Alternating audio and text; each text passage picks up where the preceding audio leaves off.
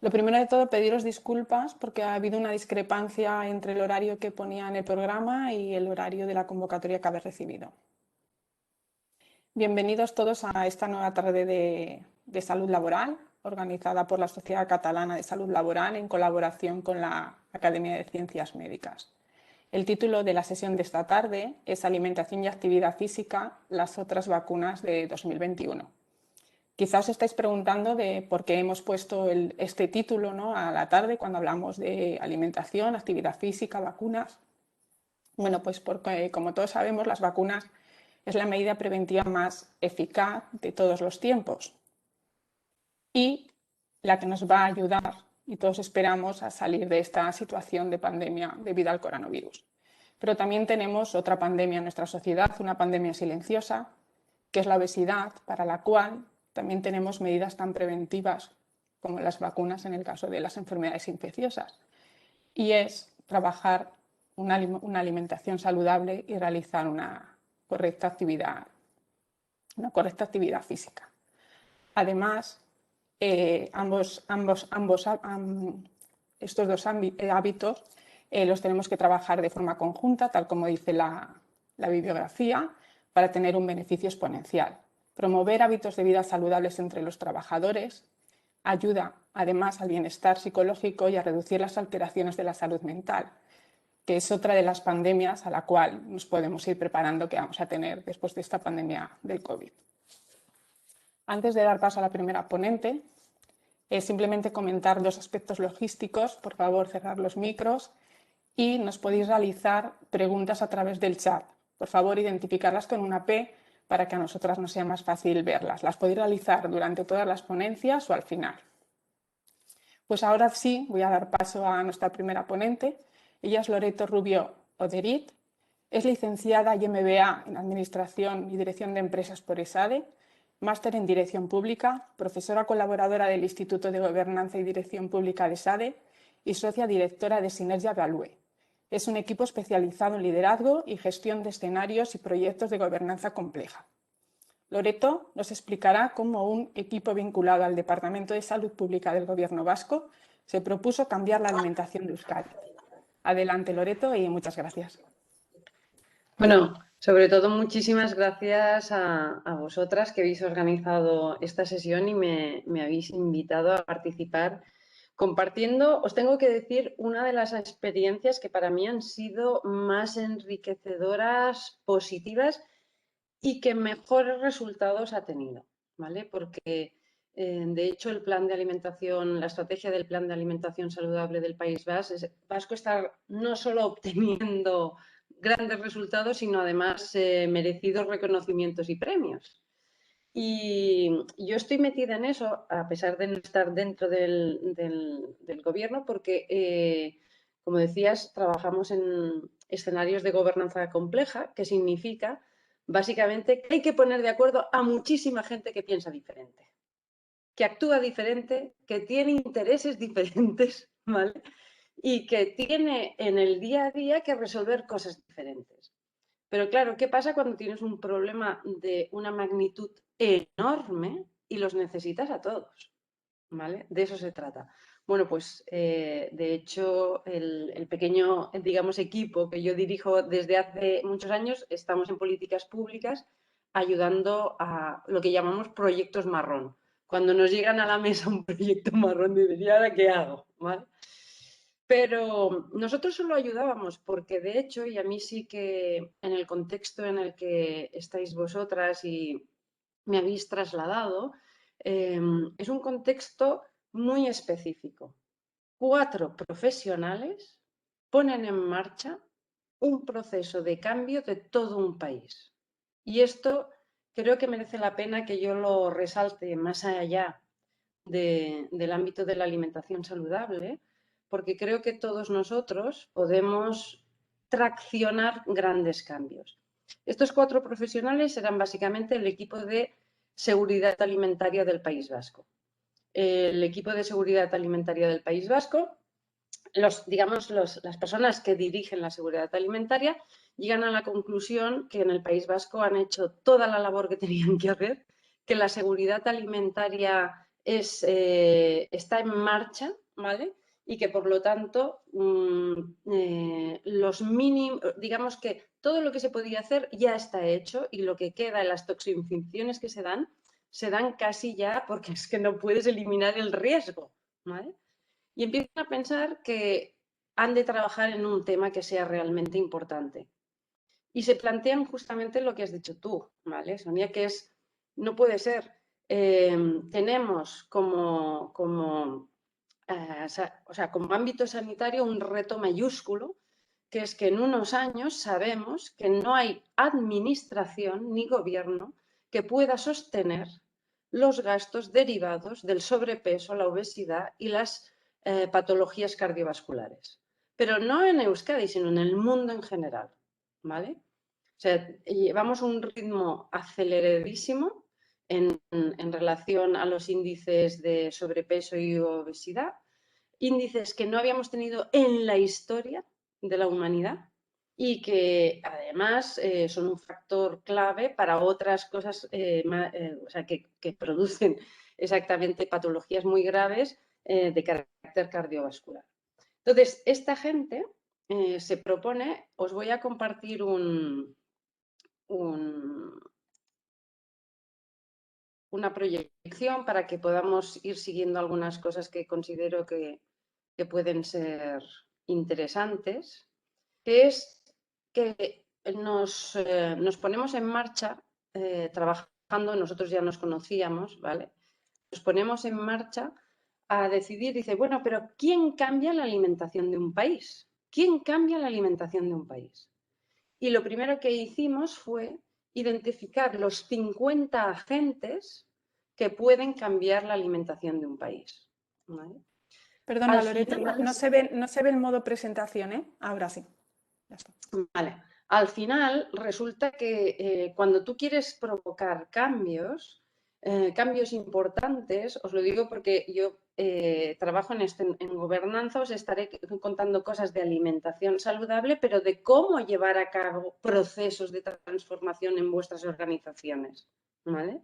Entonces, o sea, ¿cuáles son las personas, los agentes que pueden y deciden lo que va a ser, por ejemplo, una cosa como la alimentación en un país? Por supuesto que está la administración pública con toda su ¿no? artillería, por decirlo así, porque ahí está el Departamento de Sanidad y de Salud, pero está también un departamento tan importante como el de Educación. El de Educación está dando de comer a miles y miles de niños al día. Y su criterio de selección de presupuesto no es por salud, es por coste económico. ¿Vale? Entonces, hay que negociar con los del Departamento de Educación que vean esto como una inversión también, ¿no? En la salud futura de toda la población. Pero, por ejemplo, en un País Vasco os podéis imaginar que un Eroski o se suma o te hunde el primer paso, ¿vale? O lo tienes contigo a la gran distribución pero en un Euskadi tienes mucho pequeño comercio y sobre todo, ¿quién no ha ido a Euskadi a comer pinchos? ¿Qué pasa con el gremio de hostelería con 14.000 bares y restaurantes? Que es una burrada, ¿vale? Bueno, solo os los pongo como ejemplo porque os podéis imaginar que están también todos los centros de investigación tecnológica y de innovación, están los medios de comunicación, están las personas que tienen una incidencia en la sociedad. Entonces, se hace un proceso de decir, oye, ¿qué 50 agentes realmente están ahí para ayudar a transformar algo tan importante como la alimentación? Se empieza una serie de encuentros con los 50. Aquí tenéis una foto donde son estos los que deciden y no más. Tuvimos un proceso que fue muy interesante porque en vez de irse desapuntando gente, se iba apuntando gente, pero personas ¿no? que estaban decidiendo y que decían, ostras, yo no me puedo perder esto porque aquí se está decidiendo algo importante. Y una cosa muy relevante es que cuando tú defiendes el concepto de alimentación saludable, ¿qué entienden los 50 sobre alimentación saludable? Entonces, hay un tema que debemos tener en cuenta porque, por ejemplo, la Administración, el Departamento de Salud Pública, lo que entendía y la Dirección General de ahí, lo que entendía es que lo que decía la OMS, menos sal, menos grasas y menos azúcares. Básicamente es el objetivo de un plan que tiene en el objetivo, ¿no?, el mejorar la alimentación. Pero cuando hablas con los agentes que lo tienen que hacer realidad, no te dicen eso de la alimentación saludable. Por lo tanto, tienes que entender la alimentación saludable desde otro punto de vista. Y yo creo que esto es una de las grandes aportaciones que hace este proceso de las iniciativas de Euskadi, que es, de acuerdo, tenemos un objetivo, tenemos un propósito final, que es este propósito de promover la salud a través de la alimentación, en este caso concretamente la alimentación, sabiendo que todo lo que es actividad física es también el otro gran, ¿vale?, pilar sobre el que se tiene que sostener, pero en este caso era la alimentación. Pero claro, es que la alimentación saludable, si tú no tienes en cuenta cómo es vista por los distintos agentes, vas a avanzar poco. Porque desde, por ejemplo, una administración o alguien que puede tomar, ¿no?, la iniciativa en cambiar una legislación, una normativa, podría pasar, pues como ha pasado en otros sitios, que dicen, bueno, pues usted no puede tener tanta sal en los productos, no puede tener tanto azúcar o lo que sea. Pero es que hay muchas cosas que condicionan una alimentación saludable. ¿Qué hay que tener en cuenta en la alimentación saludable? Por ejemplo, no solo que los nutrientes, ¿no?, sean equilibrados, sino que además los productos sean accesibles. Sean accesibles.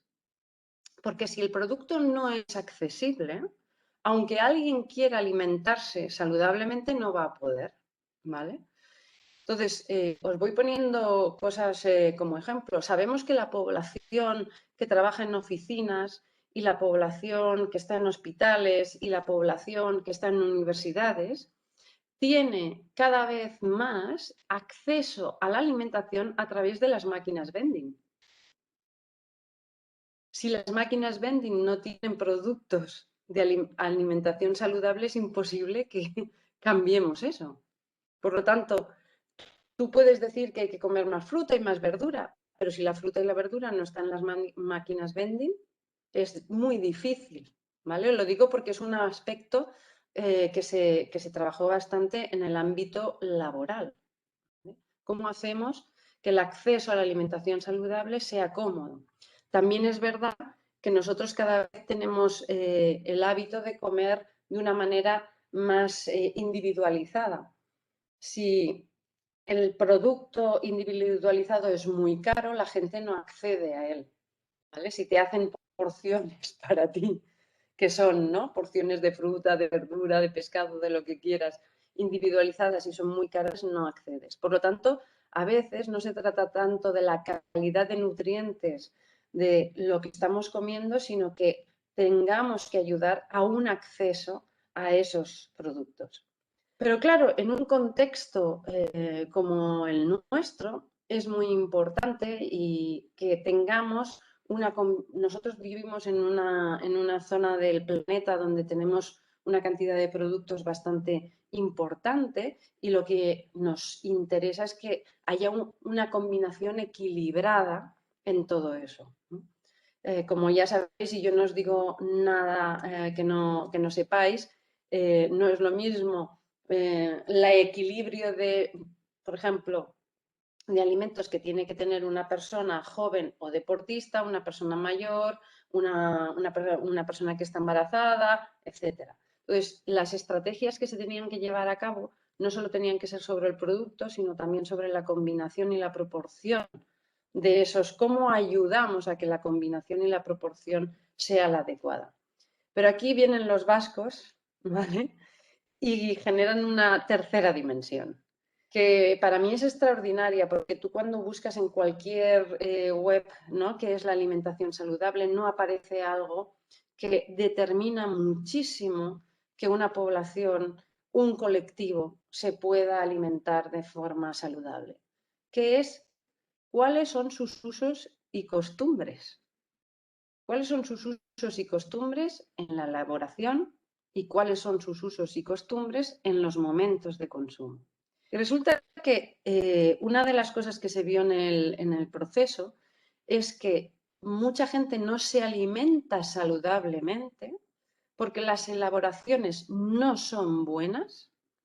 A un niño le das una judía bullida, ¿cómo se dice? Hervida, y a lo mejor estás cumpliendo con la cantidad de verdura que le tienes que poner a la semana en el colegio, pero te la deja, porque no es una elaboración que le pueda interesar, ¿vale? Entonces, las elaboraciones tienen mucho que ver con la calidad de la alimentación saludable. Y no solo las elaboraciones, sino el cuidado del momento de consumo. Y esto os lo digo porque ahora os contaré una de las experiencias que ha tenido más reconocimiento, que es la escolar, pero por supuesto en el ámbito laboral es eso. Si yo os digo que los comedores escolares están diseñados como gasolineras, entran los niños, tienen 20 minutos para comer y se van, repuestan y se van, repuestan y se van. Nosotros no estamos, digamos, favoreciendo una cultura de que la alimentación es algo importante. Por lo tanto, el momento, el cuidar el entorno, el escenario de la alimentación también se identificó como básico. Estas tres dimensiones, al ponerse sobre la mesa, dieron lugar a que los 50 agentes se sintieran involucrados. Porque los 50 agentes daba igual que fueran de la industria, la de distribución, que fueran expertos universitarios o del colegio de nutricionistas, fueran personas que estaban, por ejemplo, en comedores que se llama comunitario, bueno, cocinas centrales le llaman así, todos los que sirven a hospitales, universidades, los que desarrollan las máquinas vending, ¿vale? Todos se dieron cuenta que en algún aspecto ellos estaban involucrados para mejorar la alimentación de su país. Porque incluso el que produce la máquina vending, ¿vale? El que construye la máquina vending, se dio cuenta de que o hacía esa experiencia algo interesante, algo que te ayudara y que fuera educativo, ¿vale? O si no, no íbamos a mejorar nada. Y de hecho, Tecnalia, que es el Centro de Innovación Tecnológica del País Vasco, está diseñando máquinas vending inteligentes que te dice, y perdona Carmen, ahora te utilizo a ti. Carmen, que ayer te comiste una palmera, hoy te iría mejor como sacarte la fruta. Oye, ¿qué tal vas? Dialoga contigo. Entonces, fijaros que la alimentación, si solo lo hubiese hecho el equipo de salud pública, se hubiese quedado en los 3 términos de la OMS, ¿no? Menos azúcares, menos sal y menos. Pero al ampliar el concepto de alimentación saludable, todo el mundo se sintió concernido a poder hacer algo, ¿vale? De hecho, entre los 50 se pactó que de todas las acciones que habían posibilidad de ponerse en marcha, se tenía que apostar, se llamó el plan de los 1000 días, porque era, solo vamos a poner en marcha aquellas acciones que en 1000 días tengan resultados. 1000 días no llega a 3 años, ¿vale? Entonces, los 50 actores dijeron, vale, pues nos vamos a poner de acuerdo en objetivos. Primero, que podamos medir, que sean realistas y asumibles, pero fijaros, aquí está el tema de por qué ha funcionado tan y tan bien un proyecto de carácter tan amplio, ¿no? De un país. Porque nos pusimos todos de acuerdo que solo íbamos a poner en marcha aquellos proyectos que fueran de apropiación colectiva, es decir, que no solo una gente los pusiera en marcha, sino que necesitara 2 o 3 para hacer así grupillo y tener esta ilusión de que estábamos avanzando y construyendo conjuntamente y que tenía que ser estimulante. O sea, se mezcló lo que era el objetivo, digamos, más técnico con un objetivo de carácter más comunitario, que es a veces las grandes transformaciones tienen al final un buen objetivo y tienes un buen plan para ponerlas en marcha, pero ¿por qué no traccionan en nuestras organizaciones? Pues porque no contagian ilusión. No me contagian hoy, a mí y ahora. El hoy a mí y ahora me siento concernido es importantísimo.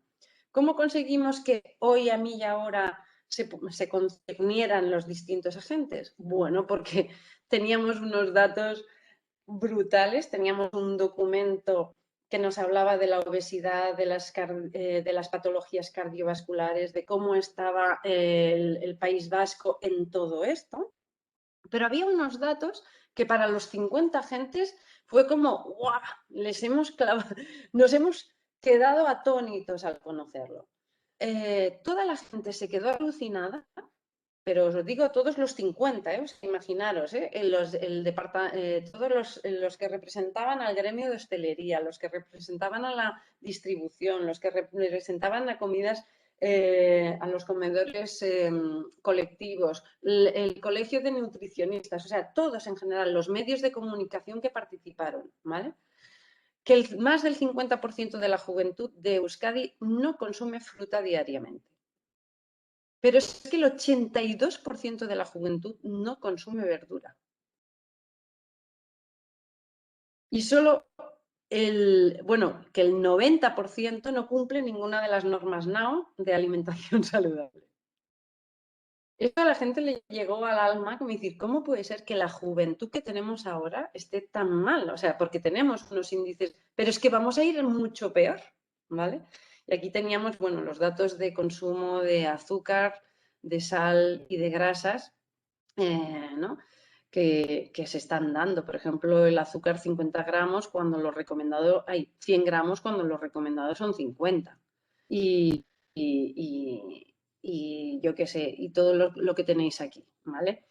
Pero en la parte de obesidad concretamente, en Euskadi, 1 de cada 3 niños tiene sobrepeso o obesidad. Eso es una burrada. En la historia de la humanidad no había pasado nunca.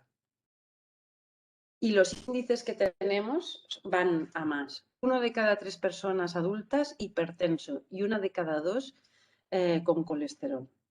¿Vale? Estos fueron los datos de un documento extensísimo que más unieron a los 50. A veces hay que buscar el dato que une, no imponer el dato. O sea, como experto, y os lo digo porque vosotros sois profesionales del tema, tú tienes mucho conocimiento y crees que hay datos que es que, vamos, claman al cielo. Pero ese dato que a ti te parece que clama al cielo, si solo te clama a ti y no clama a los demás, no moviliza un cambio. Por lo tanto, es mejor que tú presentes unos datos y que acuerdes sobre ellos cuál nos impulsa a movilizarnos. ¿Qué pasó en ese momento? Pues que los datos sobre infantil y juventud movilizaron muchísimo. O sea, la gente se dio cuenta de que estamos peor, mucho peor de lo que pensamos. Por lo tanto, en vuestras organizaciones, como vosotros sois profesionales de la salud laboral, lo que tendríais que ver es qué información puede movilizar más dentro de vuestras organizaciones.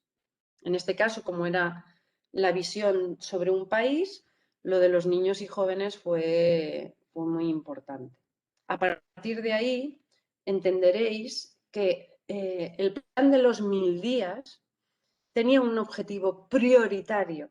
Todos, distribución, instituciones públicas, gremio de hostelería, colegio de nutricionistas, medios de comunicación, líderes de opinión, los que estaban ahí, dijeron, solo que cambiemos un 20% el consumo en niños y jóvenes, estaremos haciendo algo tremendo, tremendo. Si en 1000 días conseguimos que la ingesta de frutas y verduras de niños y jóvenes sea un 20% mayor de frutas y verduras, vamos, será el no va más, ¿vale? Por lo tanto, ese fue uno de los objetivos que unió las fuerzas de colaboración entre todos. Y esto es muy importante porque si no, no se hubiese avanzado y os lo cuento un momento después. A partir de todo eso se llegó a 5 líneas estratégicas y 18 medidas prioritarias, ¿vale? En distintos ámbitos. Y os voy a contar solo dos, ¿vale? Una, la que ha tenido un reconocimiento brutal, la que ha ganado premios, la que está obteniendo resultados y que está dando, ¿no?, una lección a la gente. Es lo que se llamó el proyecto de puesta al día 360 grados de comedores escolares. Que es cómo le damos, o sea, tenemos miles y miles de niños que comen diariamente en la escuela y ese momento hay que darle la vuelta, ¿vale? Yo diría lo mismo, no sé cuántos miles y miles de personas comen en la oficina y se llevan su tupper o tienen, ¿no? Bueno, pues en ese proyecto, fijaros que lo que se ha hecho es, por ejemplo, se han hecho pilotajes de formas de elaboración de fruta, verdura y pescado.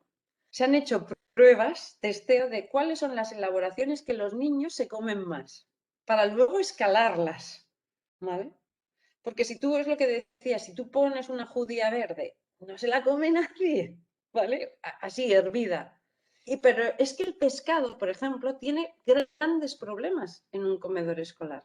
Entonces, se han estado durante meses probando qué elaboraciones de pescado, de frutas y verduras se pueden llevar a los menús escolares.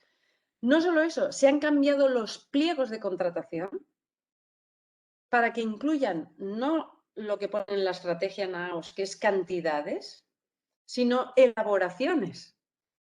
O sea, los pliegos de contratación de comedores escolares ahora obligan a unas ciertas elaboraciones que son de interés para los niños, ¿vale? Y a partir de ahí, pues no solo se han hecho inspecciones sanitarias, sino que se han editado guías de consejos prácticos, tanto para los equipos de comedores escolares como para las familias, y se ha implementado una cosa que se llama teoría del comportamiento planificado.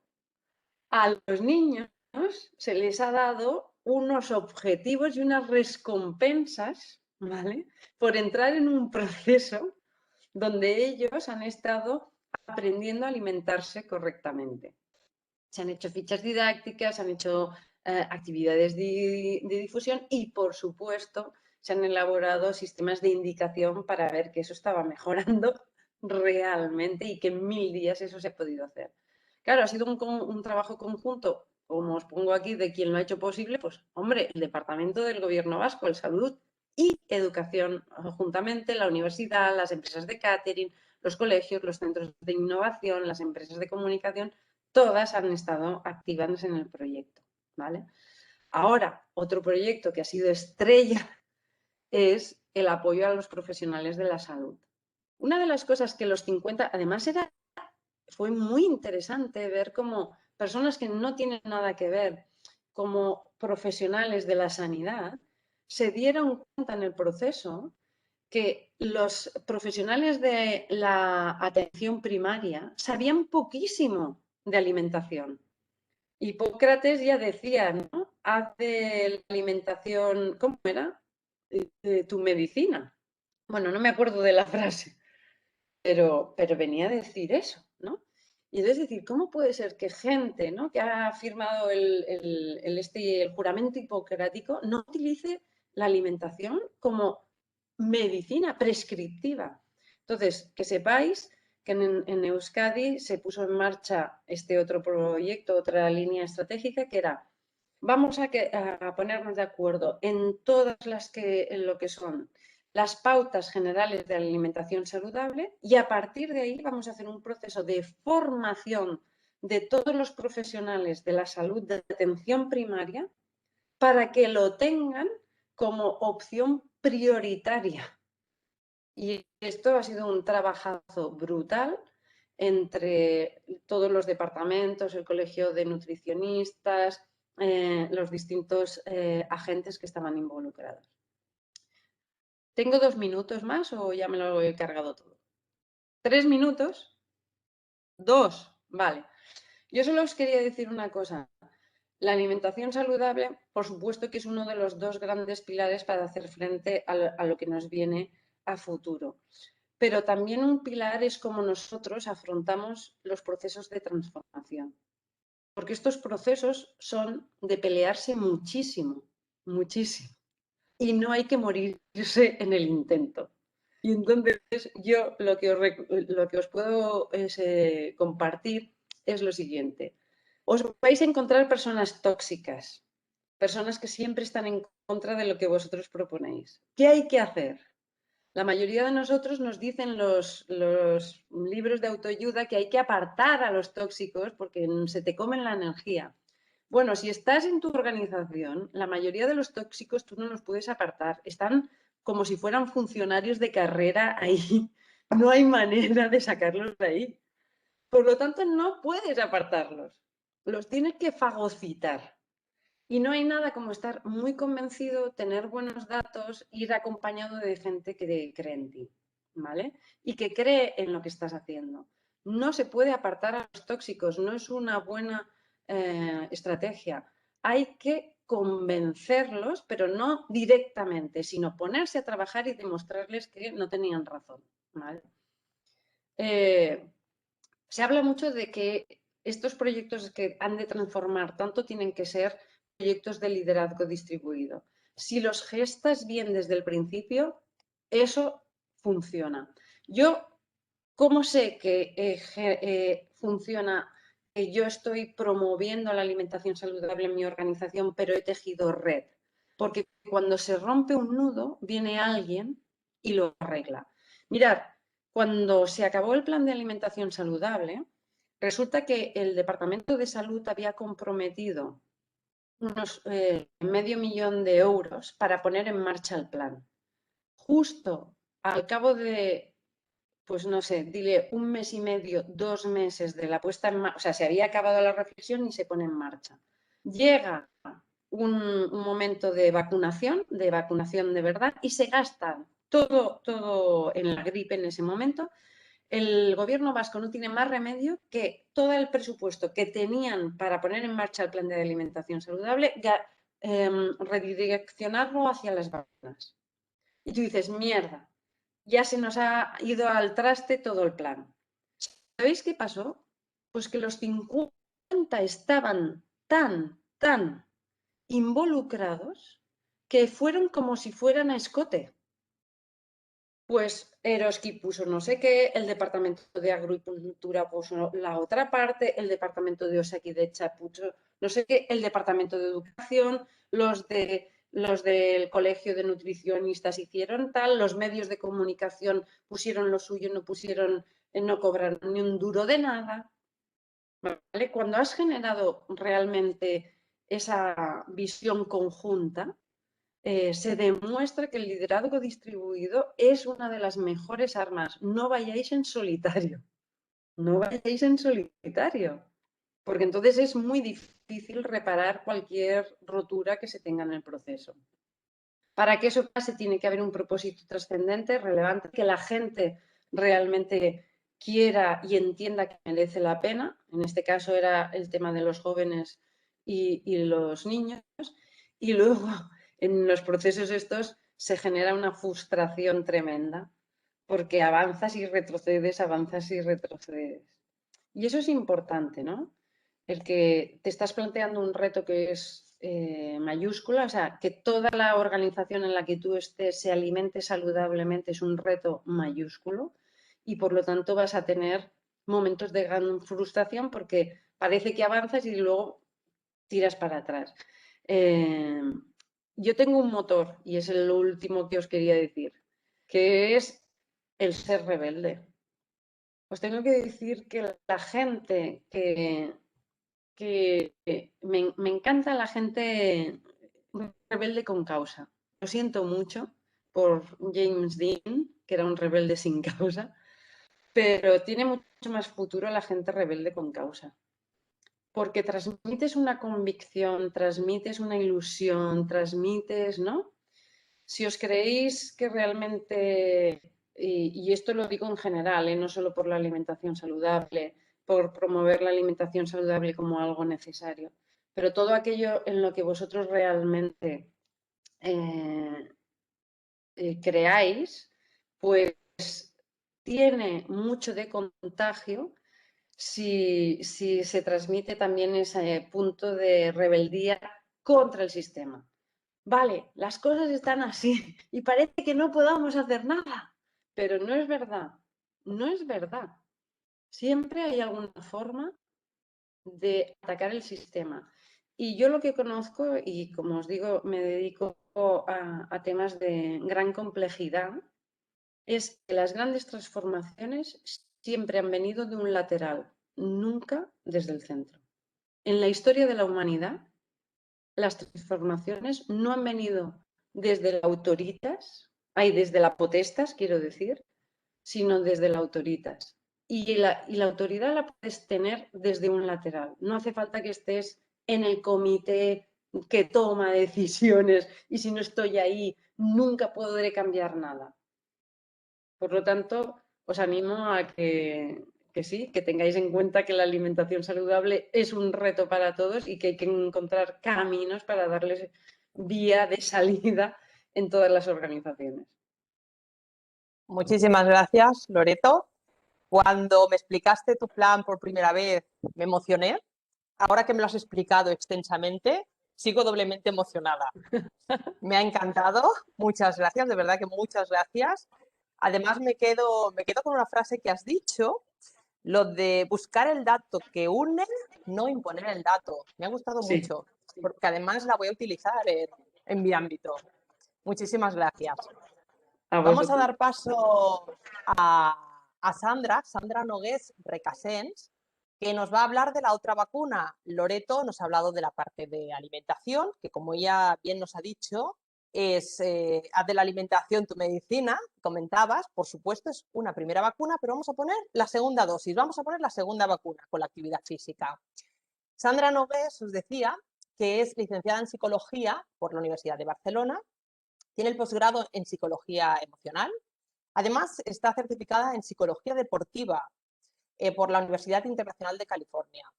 Actualmente es la presidenta de la sección de psicología del deporte del Colegio Oficial de Psicólogos de Cataluña y además es directora del centro de Be Bright en Barcelona, especializado también en psicología.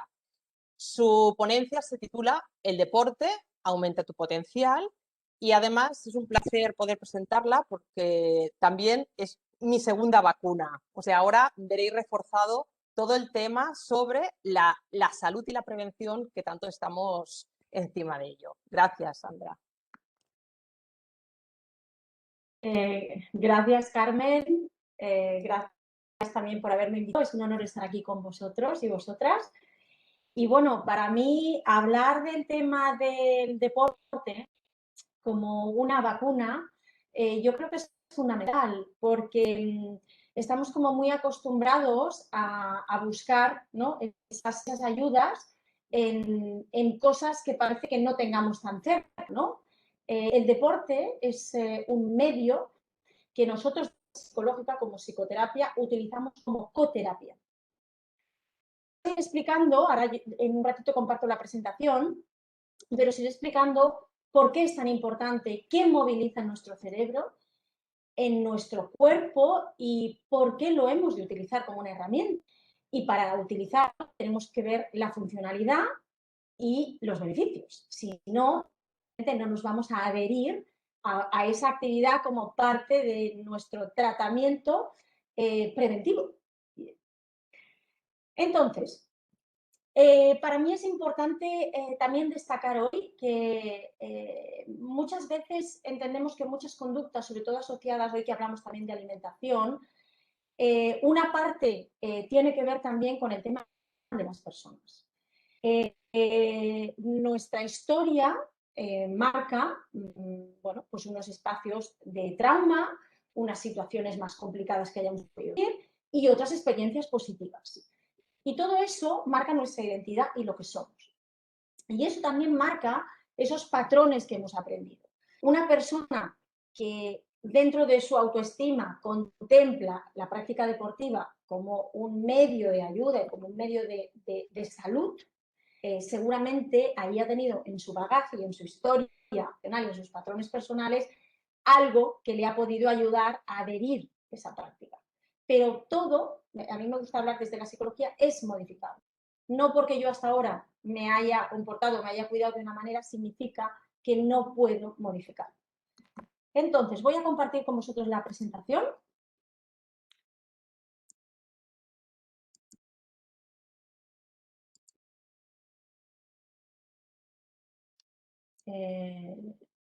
Está en formato correcto. Sí, con pantalla completa, ¿verdad? ¿Veis la presentación?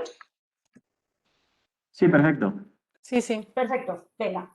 Entonces, ¿por qué lo he titulado El deporte aumenta tu potencial? Porque es importante definir el potencial. El potencial de un ser humano es el bienestar, es la salud, es la capacidad. ¿Qué entendemos por potencial? Porque al igual entendemos todas cosas diferentes, ¿no? Es la posibilidad de ser, el poder manifestar algo a medio, a corto, a largo plazo, pero sobre todo me gustaría centrar la sensación de cómo unimos mente y cuerpo y mente, porque eso es salud, ¿no? Loreto hablaba del juramento hipocrático. Yo soy psicóloga, no he hecho el juramento hipocrático, pero es que todos los que nos dedicamos a salud deberíamos funcionar así. Tenemos que integrar mente y cuerpo, cuerpo y mente para poder funcionar correctamente y poder tener salud laboral, personal y a todos los niveles. Por lo tanto, fijaros que os he centrado en amarillo. Para mí, el deporte, la actividad física, mejora el funcionamiento de todo tu sistema, optimiza todo tu sistema. Y es ahí donde vamos a encontrar más salud, más recursos, más capacidad para nosotros y lo que vamos a aportar a esas personas que estamos ayudando, haciéndoles entender cómo el deporte les va a ayudar. Es por eso que voy a hablar un poquito de los sistemas, ¿no? ¿Cuáles son nuestros sistemas? Nuestro sistema físico, ¿sí? Toda nuestra biología contiene diferentes sistemas, pero me gustaría destacar dos. Todo lo que es el sistema nervioso central, que es toda la parte de nuestro cerebro, y el sistema nervioso autónomo. Yo desde la parte de psicología, como psicóloga, trabajo muchísimo desde ahí. Eso habla del cuerpo y eso habla del movimiento también. Pensad que todas las situaciones que vivimos durante el día a día, tenéis más de 60.000 pensamientos al día. Esos 60.000 pensamientos están asociados a estados emocionales, están asociados a una respuesta fisiológica. Esa respuesta fisiológica es un movimiento interno que percibimos. No estamos haciendo deporte, pero sí que hay un movimiento de mi tasa cardíaca, del ritmo de mi corazón, de mi respiración. Toda mi biología se moviliza con cada una de mis experiencias. Por lo tanto, por eso os pongo aquí mis pensamientos, mis emociones, mis creencias, mis conductas, mis comportamientos, está todo asociado, mis emociones, mis pensamientos y mi respuesta fisiológica. ¿Por qué es importante utilizar el movimiento como terapia? Porque en realidad va a equilibrar estos sistemas. Si no ocurre lo que muchas veces pasa, y por ejemplo en muchos deportistas, incluso gente que no es deportista, pero ocurre lo que se llama el fenómeno de la disociación mente-cuerpo. Y esto muchas veces también nos lleva a exceder nuestros límites. Eso no es salud. Yo llevo a mi cuerpo a un límite, ¿no? Porque tengo que cumplir, porque tengo que llegar a una expectativa, porque tengo esos tengo que hace que yo conecte con un estrés de base. Entonces, mi sistema deja de estar equilibrado. Yo ya no estoy en un funcionamiento óptimo, sano, regulado, equilibrado. Breve introducción de dos cosas importantes sobre esta diapositiva. Evidentemente, tu sistema nervioso es tu gran potencial, ¿sí? Lo que hay que saber cómo utilizarlo y cómo activarlo y cómo conectarse mejor con él. Hay dos nervios muy importantes para lo que es la regulación de tu sistema nervioso, a través, evidentemente, también del movimiento y del deporte. Y es el nervio vago y el nervio simpático. Recordad que el 80% de la información que regula y registra nuestro cerebro, ¿no? Sistema nervioso central, proviene de la neurocepción y proviene del cuerpo. Por lo tanto, todo lo que es el sedentarismo, personas que lo que sea tienen alguna dificultad en hacer deporte por ese sobrepeso, porque me siento mal, avergonzada, porque también puede ser por lesiones, ¿no? Pero hay una parte de nuestro cerebro que no se ve suficientemente estimulado. Y si no se ve suficientemente estimulado, hay una parte de nuestro sistema que no funciona de forma sana. ¿Sí? Por eso es tan importante el movimiento. Cada una de nuestras células, aquí añado una parte psicológica, cada una de nuestras células contiene, aparte que tenemos 300 tipos, muchísimos diferentes, pero contiene una memoria emocional. Y ahí es donde entra que cuando nosotros utilizamos la actividad física como un elemento de integración mente-cuerpo y de regulación de nuestro sistema para la salud y para el bienestar, cuando movilizamos nuestro cuerpo estamos activando estados emocionales y muchas veces permitimos liberar estrés emocional anclado en algún lugar de nuestro cuerpo y al liberarlo podemos ayudar a nuestro sistema, a nuestro cuerpo y a nuestra mente a poder lidiar mejor con las situaciones de estrés. Por eso también es muy importante el movimiento. Muchas veces, no sé si todos conocéis la disciplina del yoga, pero muchas veces, ¿por qué hay tantas personas que practican yoga últimamente o en estos últimos años? Porque en realidad el yoga es un movimiento consciente. Yo puedo ir al gimnasio, yo puedo ir a correr, pero hago un movimiento que muchas veces es inconsciente. Yo lo hago porque me han dicho que tengo que bajar peso, porque me han dicho que me va a ir bien o porque no duermo bien y eso me quita estrés y me regula. Pero en realidad hay algo más allá. Entonces, a mí me gustaría que como terapeutas, como profesionales de la salud, pudiéramos entender que convencer al otro, hacerle ver en qué le va a ayudar, estamos sanando nuestra población, estamos sanando a las personas desde algo mucho más económico de lo que parece, ¿no? Porque a veces hacer deporte parece que, bueno, tienes que tener una infraestructura. No, es que no hace falta que hagas grandes rendimientos deportivos. El movimiento en sí es suficiente, pero haz algo de movimiento. Y por lo tanto, esa liberación emocional va a permitir ayudarnos también a regular nuestro sistema psicológico. Efectos del movimiento en tu sistema, como os decía, ¿no? Con 20, 30 minutos diarios de caminar al trabajo, de hacer un paseo con los perros, o de hacer un paseo en la naturaleza o en la ciudad. Yo siempre recomiendo mínimo 5 días a la semana. Recordar que el patrón repetido es lo que hace la gran diferencia. La pequeña gota al final acaba haciendo un agujero. Por lo tanto, acaba teniendo un impacto y un efecto, ¿no? Y esa regularidad, siempre digo, menos es más. Prefiero que hagas cada día y que hagas menos, que hagas 2 días y te revientes. O que hagas 2 días y estés, que luego pases 2 días que no te puedas ni levantar. ¿Qué permite el movimiento deportivo, actividad física o deporte en nuestro cerebro? Permite activar la liberación de endorfinas. ¿Para qué nos van a servir? Yo os he puesto, como solo tengo 20 minutos, he puesto varios ejemplos, ¿no? Pero ¿para qué nos va a permitir a nivel psicológico y emocional? A disminuir síntomas de estrés, físicos también, tanto crónicos como pasajeros, en cualquier trastorno. Ya puede ser un trastorno de estrés postraumático, un trastorno pues, de más psicoemocional por algún impacto ¿no? relacional, pero disminuye toda esa parte de estrés. Por lo tanto, nos permite gestionarnos mejor ante esa situación. Alivia y mejora los estados depresivos, de tristeza, ya sea depresivo más severo o de tristeza pasajera. ¿Por qué? Porque influye en el cerebro de tal forma que previene ese decaimiento, ese hundimiento, nos ayuda a activar esta endorfina. Y de forma natural, ¿no? Hay muchas personas que tienen que estar medicadas porque, bueno, pues no hay otra opción que utilizar la medicación en aquel momento, pero yo tengo muchísimos casos de clientes que cuando introducimos la práctica deportiva junto con la psicoterapia, junto con, yo además hago estimulación neurosensorial con una aparatología que se llama Tomatis,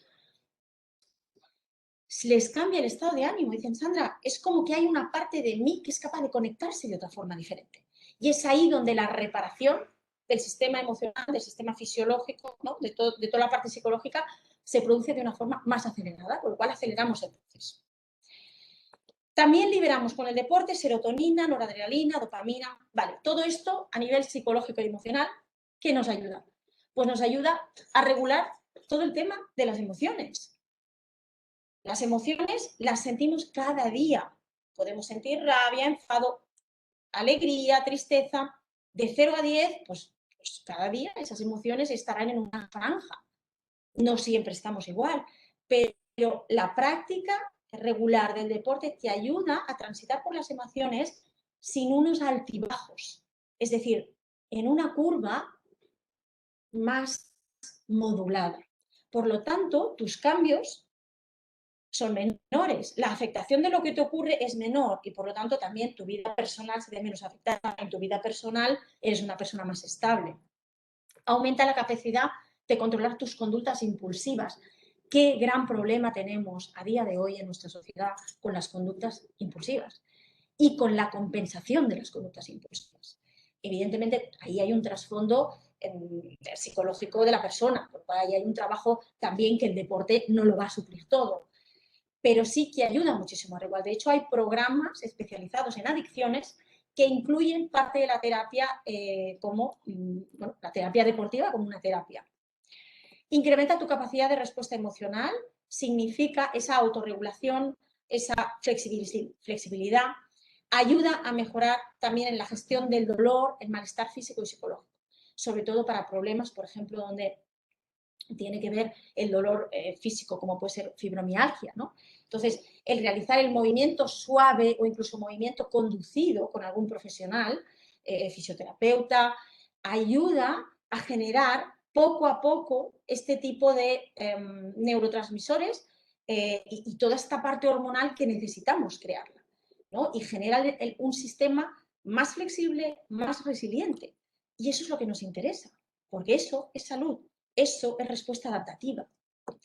Aumenta la secreción del factor neurotrófico cerebral también. La neurotrofina, básicamente lo más importante para esto es que es una protectora de las neuronas y nos ayuda a proteger nuestro sistema neurocerebral. ¿Cuánto problema tenemos ahora con todo lo que son Alzheimer, todo lo que son las enfermedades más degenerativas de cerebro? Vale, entonces, aquí me ha salido un mensajito. Ok, bueno.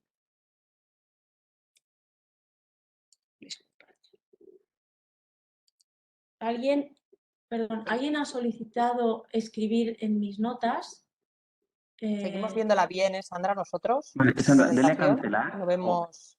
Ya, pero es que ahora no puedo mover yo la presentación. No sé Vale, por qué. le puede dar al escape y ahora clique. Al escape, a mi presentación. Es que ahora tengo un Sí. lápiz aquí, un segundo, ¿eh? A ver. Un momento. Vale, a ver, ahora creo que ya voy a- desaparecido el lápiz. ¿No? Ya. Vale, espérate. Un segundo. Mira, voy a dejar de compartir y vuelvo a compartir porque Vale. la verdad es que no sé cómo. No pasa nada, Vale, son cosas si del le vuelve a directo, aparecer, que todos de- entendemos. Ahora, ya está. Ahora. Ya está. Perfecto. Vale, entonces, esto que os decía, ¿no? Que es muy importante para la prevención, ¿no? O sea, nuestra sociedad es una sociedad que cada vez somos una sociedad que tiene una duración más de vida, por lo cual hay una parte de nuestra sociedad que puede llegar a más años en un estado de envejecimiento, pero de salud. Pero claro, tenemos que entender que si no introducimos nuestra práctica deportiva como un elemento, ¿sí?, de prevención, pero desde el hoy, no cuando sea, no, pues ya haré, no, desde el hoy, eso me va a servir para ese futuro, mi desarrollo neuronal y mi permanencia en un estado neuronal más sano durante más tiempo, ¿no? Aparte de eso, el factor neurotrófico cerebral ayuda a mejorar las funciones ejecutivas, procesos cognitivos. Todos queremos rendir mejor en nuestro trabajo, en nuestra vida, pensar mejor, estar más lúcidos, tomar mejores decisiones. El deporte te ayuda a eso también. Además de que aumenta la plasticidad neuronal. Muchas veces, muchas personas que acuden a mí por temas, por ejemplo, que han sufrido pues, alcoholismos, temas de drogadicción, cuando me dicen, pero yo puedo realmente recuperarme, hay una parte de mi cerebro que veo que no piensa igual. Evidentemente hay una parte dañada. Y el cerebro, como sabréis, las neuronas no se reproducen como las de la piel, ¿sí? Hay algunas teorías que hablan que hay algún tipo de mejora en esa en esa, ¿no? en esa calidad de plasticidad, las neuronas ramifican. Y cuando ramifican, cubren, suplen esos huecos que al igual han sido dañados pues, o por un impacto, por una lesión cerebral, por un accidente, por ejemplo, ¿no? Entonces es muy importante entender que el deporte aumenta esa plasticidad, acelera esos procesos de recuperación neuronal y también a nivel de física, ¿no? de tu cuerpo. Las personas que han sufrido lesiones físicas, la práctica deportiva, es decir, incorporada en esa lesión de una forma progresiva, ayuda también mente, cuerpo a integrar toda esa conexión de recuperación. Y por último, otra cosa que quería destacar era que segregamos más o en mayor cantidad las moléculas creep binding protein. Evidentemente, todo lo que lleve proteína es un regenerador, ¿vale? Todo lo que lleve proteína en nuestro cuerpo nos sirve para regenerar. Con lo cual, este tipo de molécula funciona como reguladora de la expresión génica. Y por lo tanto, se habla de que cuanto más podamos tener presente esta molécula, ahí pues, el cuerpo tiene la capacidad de poder mejorar nuestra expresión génica. Es decir, aumentar una capacidad regenerativa, por ejemplo, de nuestros nervios dañados. ¿Hasta dónde? Cada organismo, ¿no? Cada organismo es cada organismo y de ahí las diferencias individuales fisiológicas también, ¿no? Pero bueno, es muy importante entender que si todo esto a mí me va a aportar todos estos beneficios, ¿cómo no voy yo a recomendar, ¿no? Igual que, pues tómese la que le da sueño si le cuesta dormir, ¿no? Y no tiene un problema psicológico grave. Haga deporte y forma parte de su terapia. Y vamos a hacer un seguimiento de que cuánta práctica deportiva ha hecho, cómo lo ha hecho, cómo se ha sentido cuando ha hecho usted esa práctica deportiva. Beneficios, resumen. Beneficios para el equilibrio psicológico. ¿Cómo queda el tiempo? Vale. Beneficios para el equilibrio psicológico. Menor percepción y sensación de cansancio. Eso no significa que no duermas tus 8 horas y media, 9 horas. Hay personas que necesitan un poquito más, pero tu percepción ante los días de mayor estrés será de menor cansancio, más resistencia para tu vida ante las dificultades. Nos sentimos más relajados y calmados. Evidentemente, hay una parte de nosotros que está mucho más regulada, más equilibrada entre esta actividad mental de que muchos estamos sentados en una silla muchas horas y la parte física, ¿no? Mejora la lucidez y la claridad mental, pensamos mejor, podemos tomar más distancia de las cosas, estamos más focalizados y concentrados y por lo tanto seguramente ejecutaremos mejor nuestras tareas. Aumenta la flexibilidad cerebral y mental, mejora los estados de ánimo. Muchas veces la práctica de deporte introducida de forma regular hace que las personas, mis clientes, me dicen, es que parece que lo veo todo más positivo, porque ayuda, esas endorfinas, ¿no? Esa norepinefrina, todo eso ayuda. Nos sentimos mejor con nosotros y con nuestro cuerpo. Y beneficios físicos y neuronales, también hay que explicárselo al cliente y a las personas que ayudamos, porque los beneficios son mente-cuerpo, cuerpo-mente, que somos uno. Y por eso hay que incluir herramientas que contemplen a los dos.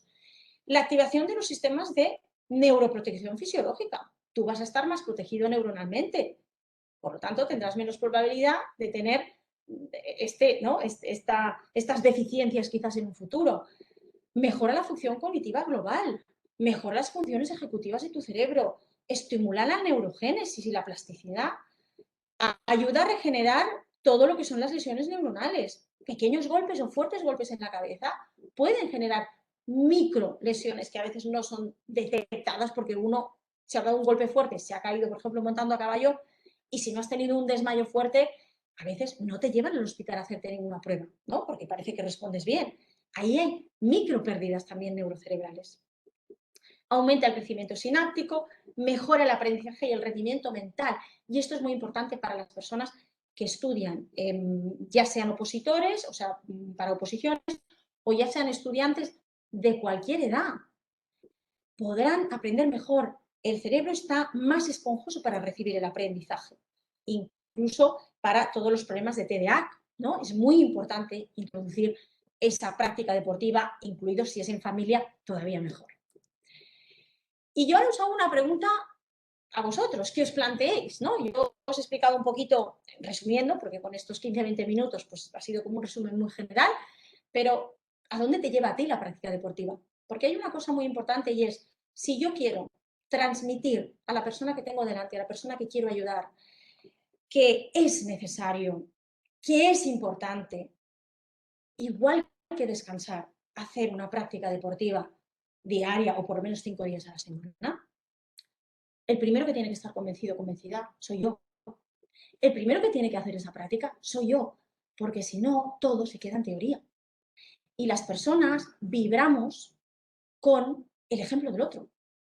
Y el ejemplo y la convicción del otro es lo que va a ayudar a que esas personas digan, vale, voy a probarlo. Confío, te creo y voy a intentarlo, aunque me sienta mal con mi cuerpo, aunque ¿no? que haya otras cosas que sean impedimentos. Evidentemente, ayudar con esos impedimentos, con las herramientas o los profesionales necesarios, pero sobre todo ser ejemplo, ¿no? Entonces, yo os planteo como pregunta, ¿no? ¿A dónde te lleva a ti la práctica deportiva cuando haces deporte? Luego te sientes más conectado, más seguro, te sientes más merecedor de la salud, del bienestar, te sientes más aceptado porque lo practicas en deporte, porque tienes algún tipo de reconocimiento porque haces algún tipo de cursa, te sientes más capaz de poder, te sientes más conectado contigo, con el mundo, te sientes más valioso. Y es muy importante saber el por qué yo hago deporte y cómo me hace sentir eso. No el simple hecho de hacer deporte en sí porque me va bien. Así que yo lanzo, evidentemente si tenéis cualquier pregunta, encantadísima de contestar, pero yo lanzo unas preguntas para que os las planteéis vosotros, para que os las podáis plantear con vuestros clientes, pacientes, y para que pueda ser un estímulo, ¿no? Para vosotros. ¿Qué sentido le das tú al deporte y a la actividad física cuando la haces? ¿Cuáles son tus razones para hacer deporte cada día? ¿Estoy más conectado con mis necesidades y mis límites? ¿Soy más responsable de mí mismo cuando utilizo, ¿no? esta herramienta que es la práctica deportiva cada día? ¿Me ayuda a vincularme mejor conmigo mismo? ¿A conectarme mejor con mis sensaciones? ¿Con mis necesidades? ¿Cómo me siento tras hacer ejercicio?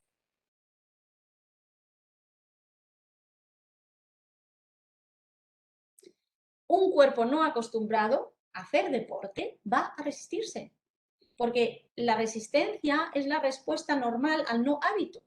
No lo tengo incorporado como un patrón. En mi caso, a mí me llevaban a hacer deporte desde los 4 años. Yo no me tengo que plantear si hago deporte o no, porque para mí forma parte del día a día. Es decir, no contemplo mi vida sin deporte, pero las personas que no han tenido esa experiencia que yo haya podido tener, al igual no han hecho deporte hasta los 15 años o hasta los 20, o al igual no lo han hecho nunca. Entonces, introducir a las personas en la práctica del deporte es también empezar a conocer su cuerpo, ¿sí? Y acostumbrarlo para que no tome resistencia y pueda incorporar eso como un patrón. Y eso nos ayudará a salir de la zona de confort, que muchas veces parece que es de confort, pero es más tóxica que de confort. Así que deseo que os haya sido útil. Esto es lo que yo quería aportaros hoy. Gracias por vuestro valioso tiempo y aquí estoy para cualquier pregunta que tengáis. Gracias. Muchísimas gracias, Sandra. Ahora ya sé por qué la doctora de la Peña me dijo que tenía que escucharte porque tú eras como yo. Ahora ya lo sé, porque soy la fan número 1 del deporte. Además, no me había planteado nunca el por qué. Yo solo sabía que es que me sentía bien, ¿sabes? O sea, la primera pregunta no me la había hecho nunca, la segunda sí. ¿Por qué lo haces? Porque me siento bien, ¿sabes? Pero a partir de tus preguntas las voy a repasar y trataré de contestártelas. Gracias. Muy bien, Pues gracias a vosotras. Pues vamos a ver, vamos a empezar el poquito tiempo que nos queda porque tampoco nos alargaremos mucho, ¿de acuerdo? Que ya ha sido, bueno, muy demasiado breve para mi gusto, pero un placer escucharos a las dos. Entonces empezaremos con las preguntas. Si hay alguien de los que estáis ahora conectados que queráis hacerle cualquier pregunta, ahora es el momento. Entonces, para empezar, voy a empezar yo con Loreto, ¿vale? Para una duda, una curiosidad que tengo, ¿vale? A ver si me la puedes contestar. Porque quería saber cuál fue el motivo que desató que todos estos agentes, que todas estas personas tan diferentes trabajasen de forma común y sobre todo el Servicio Vasco de Salud, implicarse. Pues la verdad es que antes tú misma te has dado la respuesta, Carmen. O sea, siempre por estos temas no hay nadie que te diga que no tiene interés, ¿vale? O sea, si tú le dices a alguien, ¿crees que trabajar en pro de la actividad física es importante? Te dirán que sí. ¿Crees que trabajar en pro de la alimentación saludable es importante? Te dirán que sí, ¿vale? Pero lo más esencial es que esa posición de respuesta lleve a tomar un compromiso y una acción. Y a veces el hecho de compartir la situación, ¿no?, y valorarla conjuntamente es un proceso que ayuda. Y ese proceso de toma de conciencia de todos juntos, o sea, lo que llevó a movilizarse es que en el análisis todo el mundo participó. No se les impuso el análisis. Cada uno tenía su información. Y como cada uno tenía su experiencia sobre la materia, nos dimos cuenta que son temas que son vistos desde muchos puntos de vista. Entonces, al permitir que las personas que tienen que tomar decisiones o pueden tomarlas, porque a veces no las toman y solo se quedan en el discurso de sí, me interesa, pero luego no lo llevan a cabo. Al permitir, oye, ¿qué es lo que a ti te movilizaría? O sea, ¿por qué tú crees, al compartir esa fase de por qué yo creo que esto es importante, hubo un enriquecimiento, ¿vale? Y entonces, en ese enriquecimiento, todos salieron ganando antes de ponernos a trabajar. Y ahí se produjo el punto clave. Yo creo que la escucha es la clave. O sea, empezar un proceso de movilización por la escucha activa es la clave. Muchas gracias, Loreto. Bueno, como no hay ninguna pregunta en el chat, yo no soy tan deportista como Carmen, pero realmente me han dado ganas de ahora cuando cierre el ordenador ponerme las bambas e ir a caminar. O sea, realmente me has transmitido tu entusiasmo y has vibrado, Sandra. Entonces me gustaría... Objetivo conseguido. Sí, ahora solo me tengo que poner las bambas, pero sí. Entonces me gustaría saber, ¿qué concepto para ti tiene el deporte? ¿Es una necesidad? ¿Es una actividad lúdico saludable? ¿Qué es para ti? Para mí, desde la parte profesional, o para mí desde la parte profesional. Bueno, mira, desde las dos vertientes, como no hay ninguna pregunta, creo que... Pues mira, desde la parte profesional, para mí el cuerpo y movilizar el cuerpo es una necesidad. Es una necesidad para poder reconocernos dentro del espacio que estamos, que es nuestro cuerpo. Y evitar seguramente muchos procesos disociativos que ocurren, que a veces es normal que podamos pues, disociarnos de diferentes experiencias porque no nos sintamos bien, pero es una forma de anclarnos emocionalmente en nuestro cuerpo, de sentir las sensaciones desde donde estamos y de de fortalecer nuestra identidad. Entonces, yo desde la parte psicológica te diría que es una necesidad. Otra cosa es que la sociedad o las personas puedan verlo como tal. Hasta ahora el deporte es más competitivo, lúdico, conseguir, me siento capaz, ¿no? Superarse. Pero yo, personalmente, profesionalmente, lo veo como una necesidad. A nivel personal, para mí el deporte ha sido una ayuda para poder conectarme mejor con mi enfermedad. Yo tengo una diabetes insulino dependiente y a mí el deporte me ha ayudado a entender más los límites de mi cuerpo, a poder ayudarme a regular más en mis propios estados pues de altibajos de azúcar, por ejemplo, y a poder, yo creo que escucharme desde otro lado, no desde la mente, sino desde las sensaciones. Y yo creo que eso forma parte de la experiencia humana y creo que todo ser humano tiene que pasar por ello para tener una experiencia completa, ¿no? Muchas gracias, Sandra, por tu visión profesional y personal, que a veces es la que más nos motiva a poder cambiar, ¿no? Pues yo tengo una pregunta también para Loreto.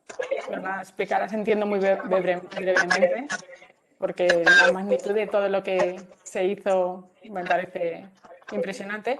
Pero de las actividades que realizasteis, ¿cuáles son las que tuvieron mayor aceptación y cuáles fueron las que fueron mejor coste efectivas? ¿Dos A ver, pinceladas, o tres sin...? sí, no, de hecho el plan integra una visión bastante realista de lo que se tenía que hacer, ¿vale?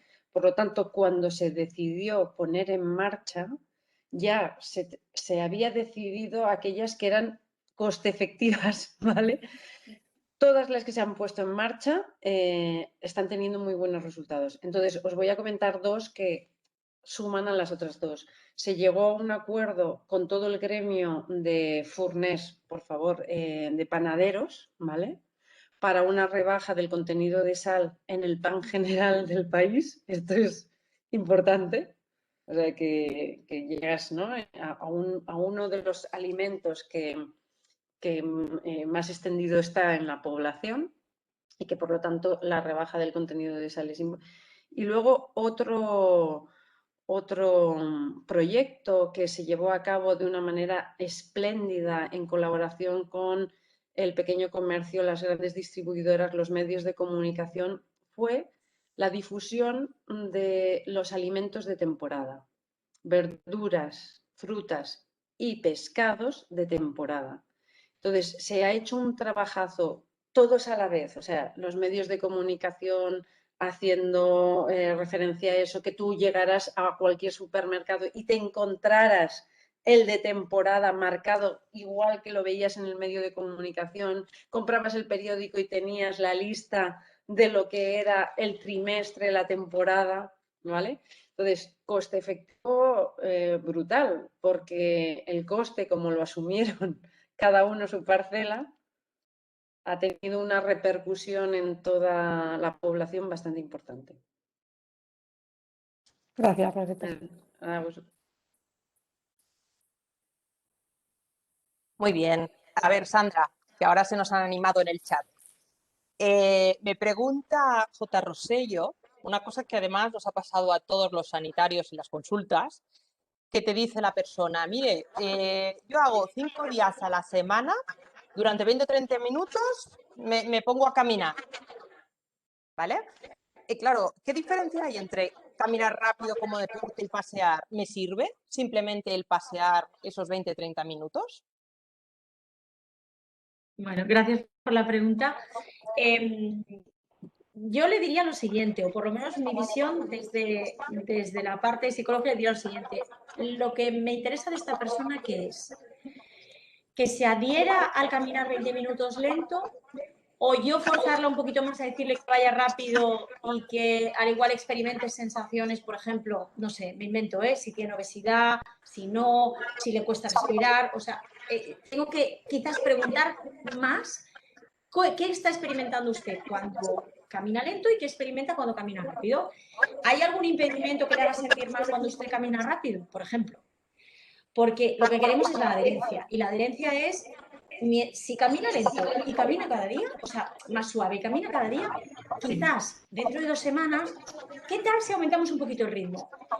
Y es importante la experiencia de la persona. Porque lo peor que le podría pasar a alguien es que me imagino, ¿no?, que me metan en una actividad física donde yo no me siento del todo preparado o preparada, donde la experiencia a mí me resulte desagradable, ¿no?, o me digan que tengo que ir deprisa y me resulte desagradable, porque recordad que el tema de la respiración está asociado con nuestra respuesta del sistema nervioso simpático. Es decir, cuando nuestro cerebro se pone en alerta por cualquier situación, lo primero que hacemos inconscientemente es acelerar un poco nuestra respiración. Entonces, la práctica deportiva, las personas que tienen un poquito de ansiedad o que han pasado ansiedad o que tienen ansiedad, ese movimiento de respiración les puede activar la sensación de ansiedad. Entonces, es muy importante ahí preguntar a la persona, indagar, oye, ¿y cuál es tu experiencia cuando caminas un poquito más deprisa? ¿Es agradable? ¿Es desagradable? ¿No? ¿Cómo tú te compaginas con ese movimiento? Y en función de eso sabremos si podemos ¿no? pedir un poquito más o decir, no, oiga, mire, yo le recomiendo que se mantenga así y dentro de 15 días, cuando nos volvamos a ver, vamos a ver cómo ha ido esa experiencia y a partir de ahí seguimos.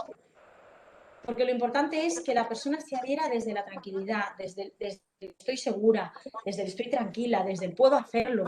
No me tiro demasiado, me frustro y luego ya no voy más, ¿no? Y entonces allí hemos roto una puerta de salida para aquella persona, ostras, que aquel camino ya se ha dañado un poco, ¿no? Esa es mi opinión. Gracias. Pues aquí, para ti, Sandra, otra pregunta. Judith dice, si a las personas sedentarias les animamos a hacer deporte, pero entiendo que al decir deporte como que esta palabra les viene grande, ¿no? Solo ya al decir deporte como que, ¿qué sinónimos podríamos utilizar para animarlos a empezar?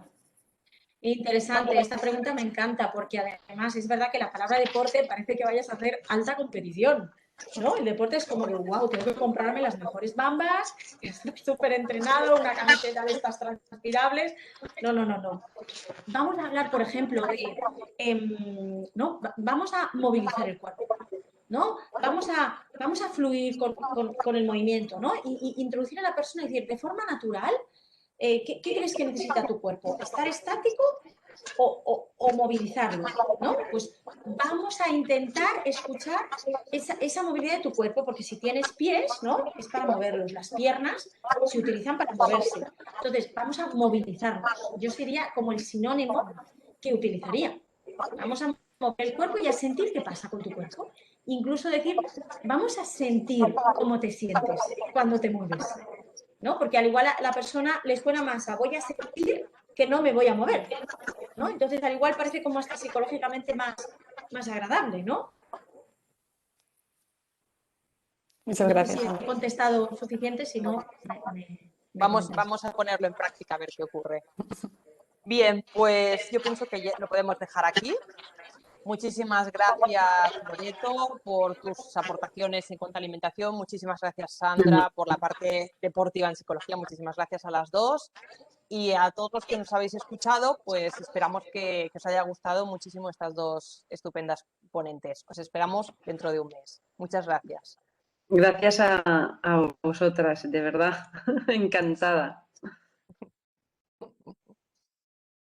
Igualmente, muchas gracias, Sandra y Loreto. Igualmente, gracias. Un placer estar aquí hoy con todos vosotros. Y hasta otro día.